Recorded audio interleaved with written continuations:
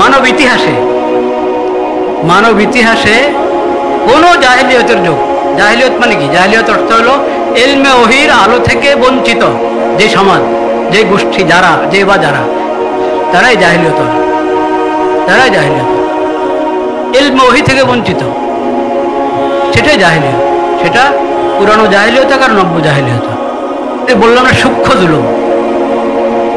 সূক্ষ্ম জুলুমগুলোর মধ্যে এটা একটা।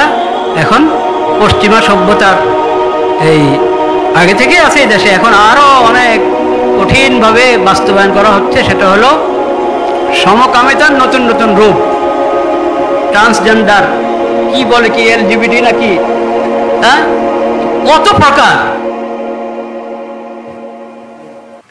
মেয়েদেরকে, ছেলেদেরকে নষ্ট করার জন্য পশ্চিমা সভ্যতা থেকে এখানে আনা হচ্ছে। মনে হয় যেন মুসলিম উম্মত ফকির, নাউজুবিল্লাহ, মুসলিম উম্মতের কাছে যেই আল্লাহর হেদায়েত, নবী করিম সাল্লাল্লাহু আলাইহি ওয়াসাল্লামের যে আদর্শ, ওটা থেকে দূরে সরানোর জন্য এমনি তো জাহেলিয়তের অভাব নাই এই দেশেই, আরো আমদানি করা হচ্ছে।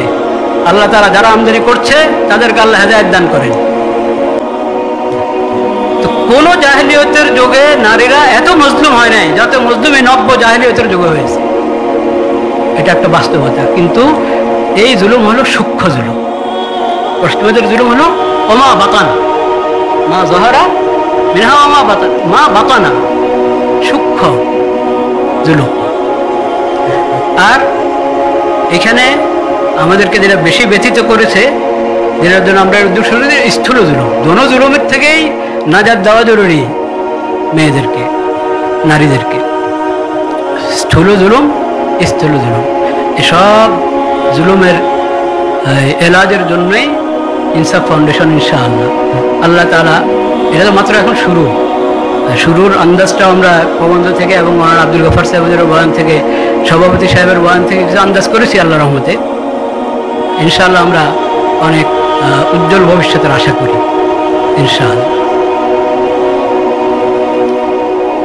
তো ও কথাটা আমার পুরো হয় না। আমি বলতেছিলাম ইসলাম তো শিখা হলো আতি কুল্লি যি হাক্কিন হাক্কাহু, আতি কুল্লি হাক্কিন হাক্কাহু। এটা তথাকথিত এই জাহিলি সভ্যতা, পুরানো জাহিলি সভ্যতা হোক আর নতুন জাহিলি সভ্যতা হোক, তাদের মতো না যে একতরফা কথা বলবে।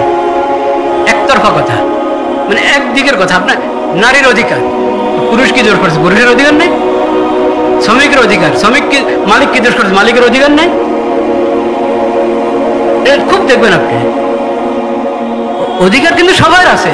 আল্লাহর মাখলুক, মানুষের মধ্যে যত শ্রেণী, যত স্তর, সবার হক দিয়েছে আল্লাহ তাআলা। নবী করিম সাল্লাল্লাহু আলাইহি ওয়াসাল্লামের শিক্ষা হলো আতি কুল্লি যি হাক্কিন হাক্কাহু, প্রত্যেক হকওয়ালাকে তার হক দাও, দেওয়ার ব্যবস্থা করো, চিন্তা করো, ফিকির করো, মেহনত করো। তো এটা তো একটা নারীর অধিকার প্রতিষ্ঠার জন্য এই সংস্থা। এরকম আরো যেখানে যেখানে যত বিষয় অধিকার, ছাত্রদের অধিকার, কওমি মাদ্রাসার ছাত্র বলেন আর মাদ্রাসার ছাত্র বলেন, ছাত্রদের অধিকার, ছাত্রীদের অধিকার, অনেক অধিকার ক্ষুণ্ণ হচ্ছে, অধিকার থেকে বঞ্চিত হচ্ছে। কিভাবে? অনেকভাবে। আমি একটা শুধু বলি, যেটা হয়তো আমার মুখে শুনলে আপনাদের কাছে তাজ্জুব লাগতে পারে। সেটা হলো এই যে ছাত্রদেরকে যে রাজনীতিতে ব্যবহার করা হয়, এটা ছাত্রদের উপরে জুলুম। কলেজ ভার্সিটির ছাত্রদেরকে রাজনীতিতে ব্যবহার করা হয় না? হ্যাঁ, প্রত্যেক দলের ছাত্রদল আছে, প্রত্যেক দলের ছাত্রদল। কেন? এটা জুলুম, এটা জুলুম। এমনকি এই ইসলামী দলগুলোর মধ্যে তারা ছাত্রদেরকে, মাদ্রাসার ছাত্রদেরকে ব্যবহার করে অনেক ক্ষেত্রে। অন্যায় এটা।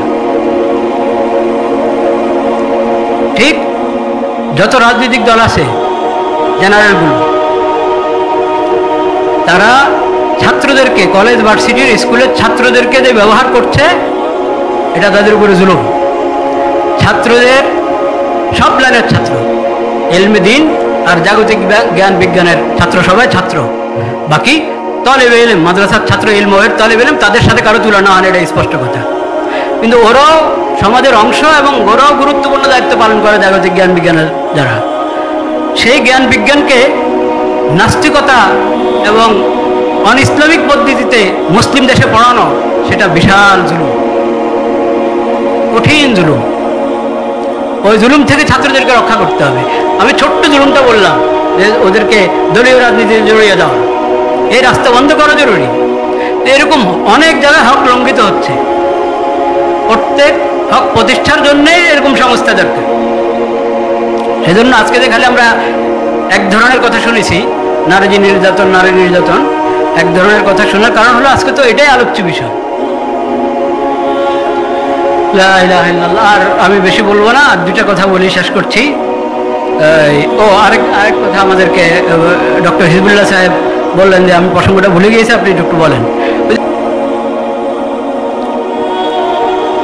সময়ের চান্দা দিতে হবে, সময়ের চান্দা, যেটা এই দুই মুরব্বী বলে গিয়েছেন, বিশেষ করে ডক্টর লুৎফুল কবির সাহেব বলেছেন, সময়ের চান্দা দিতে হবে সবাইকে। যে পরিবারের লোকজনকে আশ্বস্ত করার জন্য, বোঝার জন্য, সুন্দর ভাবে মিলিয়ে দেওয়ার জন্য যেমন লোক দরকার, কোথাও দরকার হবে একজন আলেমের, কোথাও দরকার হবে একজন বুজুর্গের, কোথাও দরকার হবে ওনার মতো প্রফেসরের। যেখানে যার দরকার সেখানে এই সময় পেশ করার জন্য একটা তালিকা থাকতে হবে। ইনসাফের দপ্তরে তালিকা থাকবে, বিভিন্ন জনের নাম লেখাবেন, যে আমি যদি কারোর সাথে কাউন্সিলিং করতে হয় সেখানে এই সময় দেওয়ার জন্য আমি প্রস্তুত আছি। এভাবে আবার সেটার জন্য নিজেকেও প্রস্তুতি গ্রহণ করতে হবে। আমি যে সময় দিব, ওই সময়টা কিভাবে কাজে লাগাবো, আমি কিভাবে পেশ করব দিনের দাওয়াতটা, মুসালাহাতের দাওয়াতটা। উম্মুল মুমিনিন আয়েশা রাদিয়াল্লাহু তাআলা বলে গেছেন, মুসালাহাত মিলিয়ে দেওয়া, মনগুলো মিলিয়ে দেওয়া, মন যখন আলাদা হয়ে যায়, দুইমুখী হয়ে যায়, হ্যাঁ, এক মনকে আরেক মনের মুখী করে দেওয়া, মিলিয়ে দেওয়া, এটা অনেক বড় ইবাদত। কিন্তু এটার ব্যাপারে আমাদের মধ্যে অবহেলা পাওয়া যায়। আয়েশা রাদিয়াল্লাহু তাআলা বলে গেছেন। সেই ওটার জন্য সময়ের চান্দা চাচ্ছি আমি।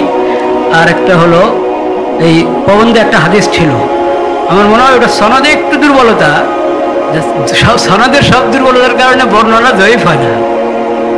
তো সনদের কোনো দুর্বলতার কারণে ওখানে উলুমুল হাদিসের হুজুররা আছেন, জামিয়াতুল উলুম, ওনারাকে হয়তো হজম করে দিয়েছেন কিনা ওয়ার্ডটা।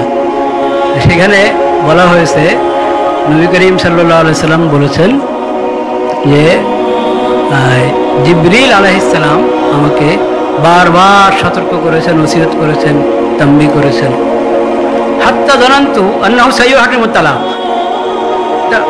জারের ব্যাপারে তো হাদিস আছে মশহুর, ওটা সহিহ হাদিস, সবাই জানে, সহিহ সনদ প্রসিদ্ধ প্রতিবেশীর ব্যাপারে। কিন্তু এটা কম আলোচিত বা অনালোচিত। এত বলেছেন জিবরিল আলাইহিস সালাম আমাকে যে স্ত্রীদের প্রতি, নারীদের প্রতি যত্নবান হও, যত্নবান মানে রাসূলুল্লাহ যত্নবান আছেন 100 ভাগের 100 ভাগ,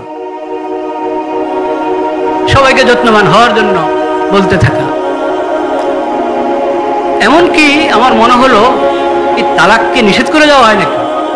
মানে তালাক নিষেধ হয়ে গেছে তা না, নিষেধ হয় নাই। যেরকম প্রতিবেশীকে তো আর ওয়ারিস বানানো হয় নাই, ওয়ারিস না সে, মানে উত্তরাধিকার ওয়ারিস না।